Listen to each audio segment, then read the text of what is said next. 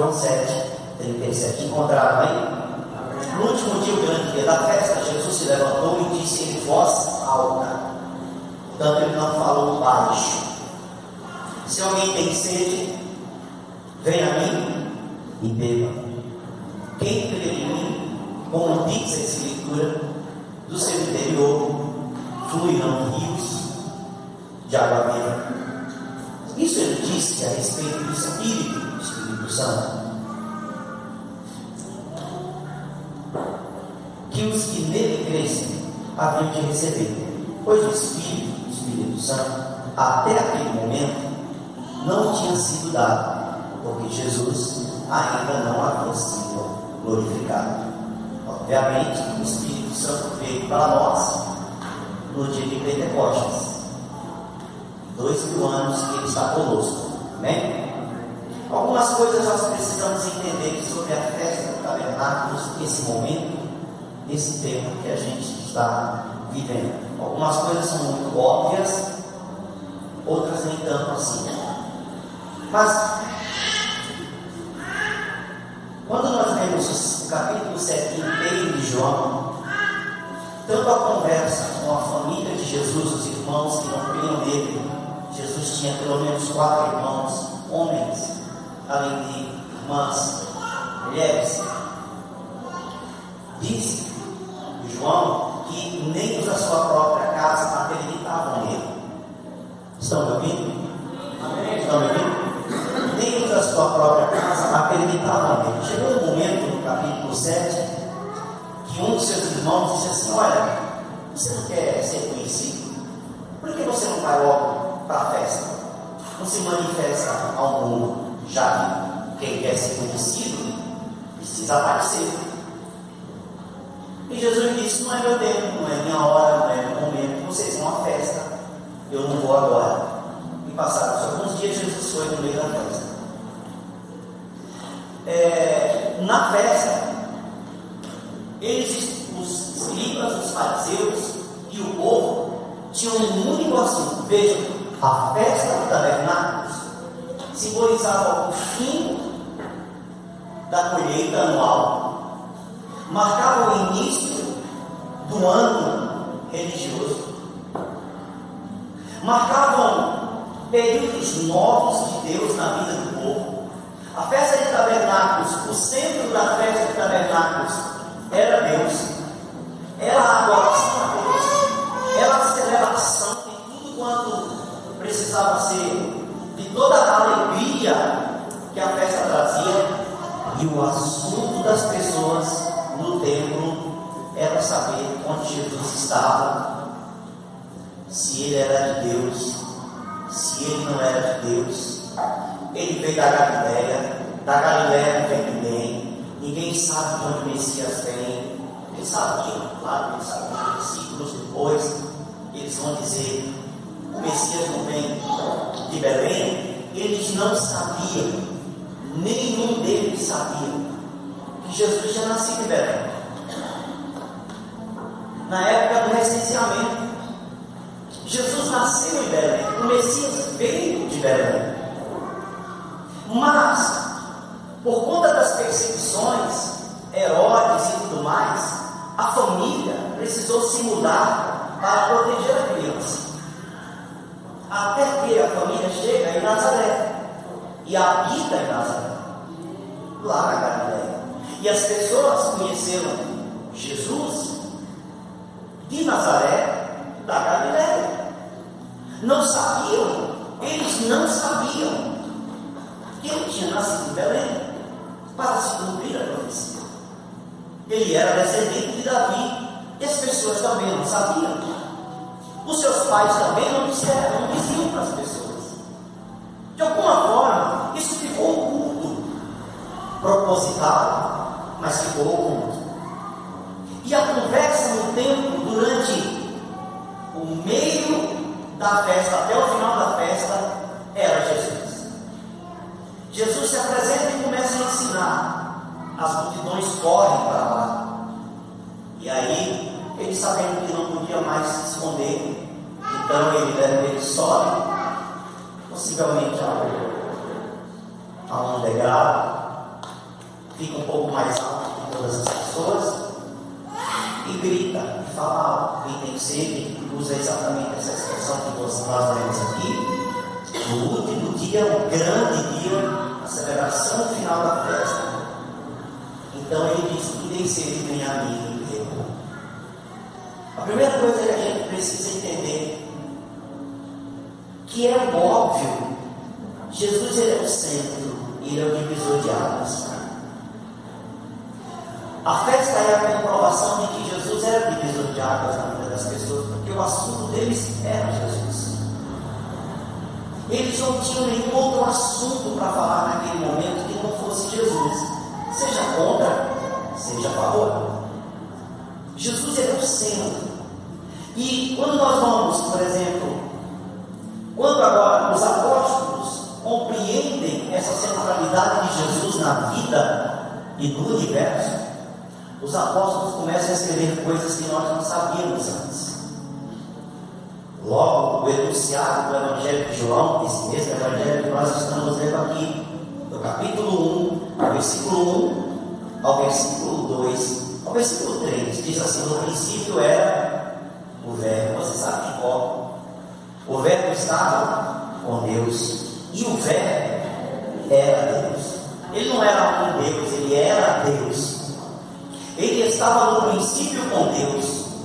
Todas as coisas foram feitas por meio dele, e sem ele, sem o Verbo, sem Jesus, nada do que foi criado se criou.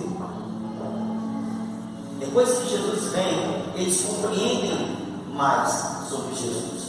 O apóstolo Paulo aos Colossenses vai escrever no capítulo 1, por exemplo, versículo 15: ele é a imagem do Deus invisível. O que significa isso? Eu quero ver Deus, olha para Jesus. Quem vê Jesus, vê Deus. Ele é a imagem do Deus invisível. Ele é o primogênito de toda a criação, pois nele foram criadas todas as coisas, nos céus, sobre a terra, as visíveis e as invisíveis, sejam tronos, soberanias, principados, potestades. Tudo foi criado por meio dele e para ele. Ele é antes de todas as coisas, nele tudo subsiste. Ele é a cabeça do corpo, que é a igreja.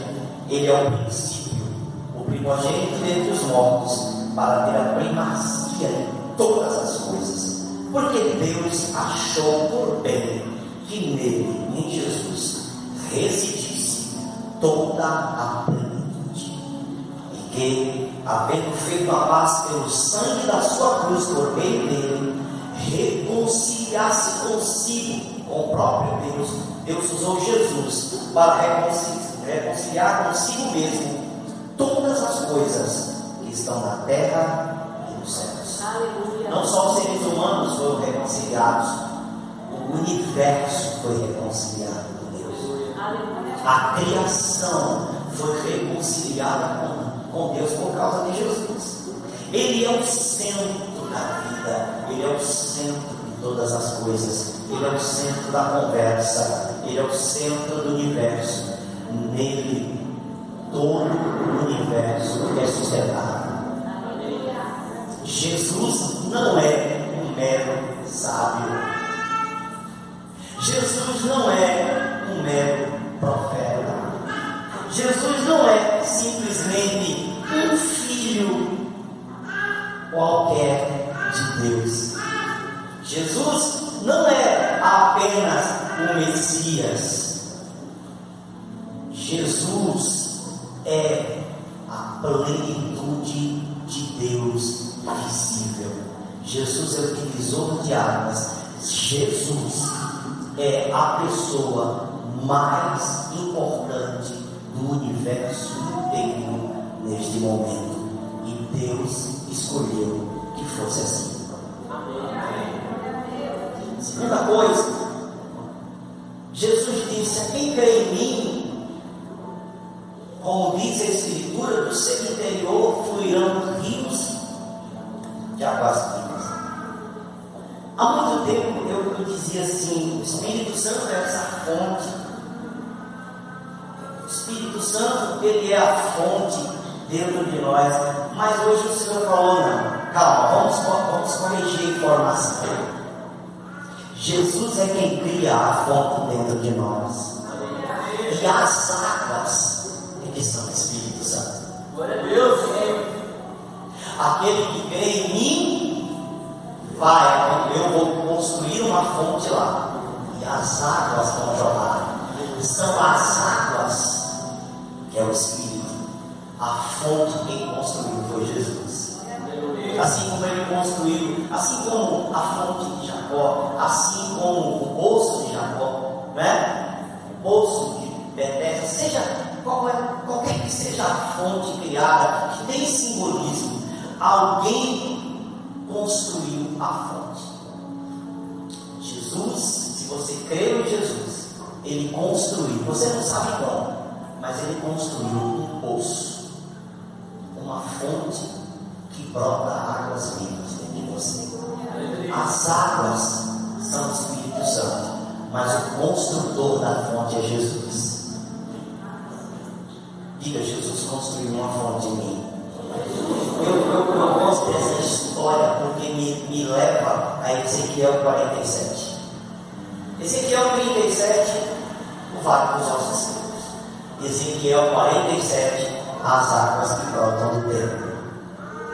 É lindo. Ezequiel 47, de em diante, depois disso, o homem me fez voltar à entrada do templo, e eis que a água saía de debaixo do limiar do templo e corria na direção do leste, porque a fachada do templo dava para o leste. A água vinha de debaixo do lado direito do templo, do lado que está do lado sul do altar. Ele me fez sair pelo portão do norte, para dar uma volta por fora, até o portão exterior, que dá para o leste. E eis que a água borbulhava do lado direito. O homem saiu para o leste, era o anjo, né? Agora é Ezequiel na visão. O homem saiu para o leste, tendo na mão um cordel de mediu 500 metros e me fez passar pela água que me dava pelos tornozelos. Mediu mais 500 metros e me fez passar pela água que me dava pelos joelhos. Mediu mais 500 metros e me fez passar pela água que agora me dava na cintura. Longos, dependendo da versão. Mediu ainda outros 500 metros e era já um rio que eu não podia atravessar, porque as águas tinham crescido. Eram águas em que se podia nadar, um rio pelo qual não se podia passar andando. Então ele me perguntou: você viu isso, filho do homem? Então o homem me levou de volta à margem do rio. Quando cheguei lá, eis que à margem do rio havia grande abundância de árvores dos dois lados do rio. Então me disse: essas águas correm para a região leste, descem o vale do Jordão, entram no mar, cujas águas ficarão saudáveis. Todos os seres vivos que povoam os lugares por onde este rio passar terão vida, e haverá muitíssimo peixe, porque essas águas chegaram lá. As águas do Mar Morto se tornarão saudáveis, e tudo viverá por onde quer que este rio passar. Junto a ele se acharam pescadores, desde Engedi até Englaim haverá lugar para estender e secar as redes. Os peixes serão de muitas espécies, como os peixes do mar grande, mas os seus charcos, os seus pântanos não se tornarão saudáveis, serão deixados ao sal. Nas duas margens do rio nascerá todo tipo de árvore frutífera. As folhas dessas árvores não murcharão, e elas nunca deixarão de dar seu fruto. Produzirão frutos novos todos os meses, porque são regados pelas águas que saem do santuário. Os seus frutos servirão de alimento, e as suas folhas de remédio. Essa é a visão profética que Deus dá a Ezequiel. Isso não aconteceu. Por que nós não temos medo das coisas que acontecem no Oriente Médio? Porque o final é que, ou pelo menos dois eventos antes do final de tudo, haverá um milênio. E essa é uma visão para o milênio. A vinda do Messias, ele governará de Israel, a sede das Nações Unidas do mundo será lá em Jerusalém. Ele governará de lá. Haverá águas, o próprio mar morto que nós conhecemos hoje se tornará saudável. Essas são coisas que só acontecem com um poder extraordinário, sobrenatural, liberado sobre a terra. Se esse poder não acontecer, nada dessas palavras acontecerão. Mas aqui eu trouxe essa imagem das águas que saem do trono, debaixo do altar, das águas que saem do santuário, para dizer a você: Deus sempre prometeu águas espirituais. Deus sempre prometeu águas. E vou lhe dizer uma coisa: todas as águas de Deus trazem cura e restauração. Todas as águas de Deus trazem cura e restauração. Olha que interessante. Todas as águas de Deus trazem cura e restauração. E Jesus prometeu construir uma fonte dentro de nós que brota água viva. Meu irmão e minha irmã, entenda o poder que opera dentro de você que crê em Jesus. Está doente? Está passando por momentos de dores, enfermidades, dificuldades de respirar, de andar. Há um rio dentro de você. Glória a Deus. As águas que Deus colocou aí. Ah, mas por que não aconteceu? Porque você não tinha consciência disso. As coisas não acontecem no automático.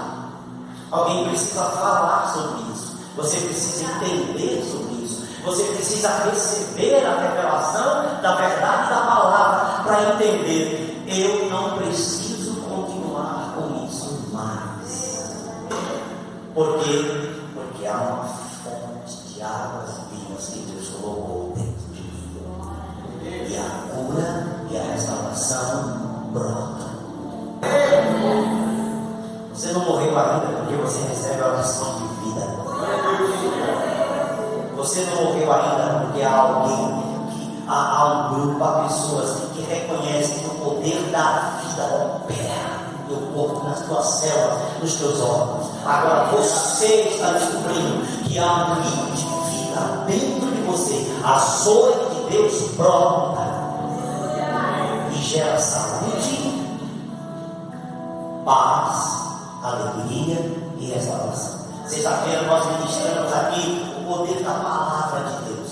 Provérbios 4 diz o seguinte: filho meu, escuta atentamente as minhas palavras, inclina os teus ouvidos às minhas razões, aos motivos de Deus. Não deixe que a palavra se aparte dos teus olhos. Medita nela, cumpre o que eu estou te dizendo. Aí o autor do provérbio vai dizer assim: porque se você encontrar essas palavras, elas se tornarão saúde para todo o teu corpo e vida para você. As palavras de Deus são remédio. É por isso que essas águas que saem do santuário produzem alimento, criam árvores que se tornam remédio. Deus sempre desejou curar. E uma das coisas que Deus me falou ultimamente: fale sobre cura. Glória a Deus. Fale sobre cura. Fale sobre cura. Eu disse: tá bom, eu vou falar sobre cura. E no primeiro dia que Deus me disse isso, qual foi a mensagem da noite na ceia? A cura. E onde começou a cura? No Calvário. Ele levou sobre si as nossas dores e as nossas enfermidades. O castigo que nos traz a paz estava sobre ele, e pelas feridas do corpo dele nós somos sarados. Quando essa consciência, essa verdade entra no teu coração, a doença não permanece. As águas de Deus, repita comigo, as águas de Deus, Ele colocou em mim. Assim, toca aí no teu ventre. Toca no ventre. Homem tem ventre também. Toca no ventre. Diga: Deus colocou águas em mim. Diz: águas vivas. Diga: as águas de Deus produzem cura e restauração. Por último, tabernáculos nos faz lembrar todos os anos, tabernáculos nos faz lembrar que Deus fez promessas, Deus cumpre alianças, Deus libera cura e restauração dos inferiores.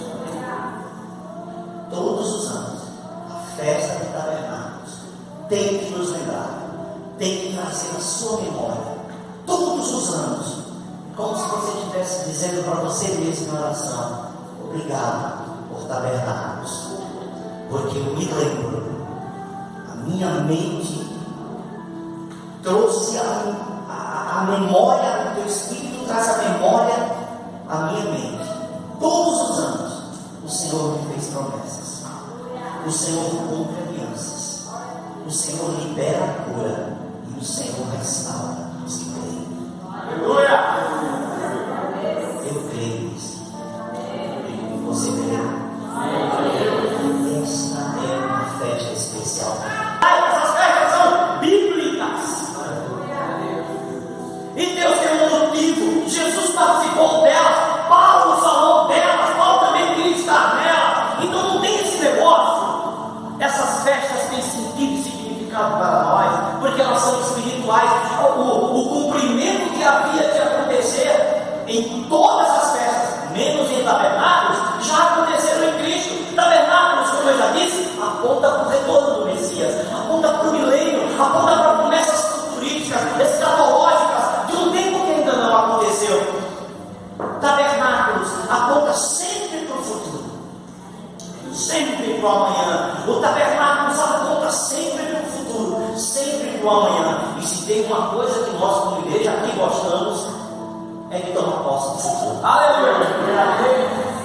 É de nos apropriar do amanhã, é de dizer ao ano, antes dele chegar, é nosso. Sim. Esse negócio não é natural para a gente, mas quero que você fique em pé essa noite. Vamos lá. Vai, não.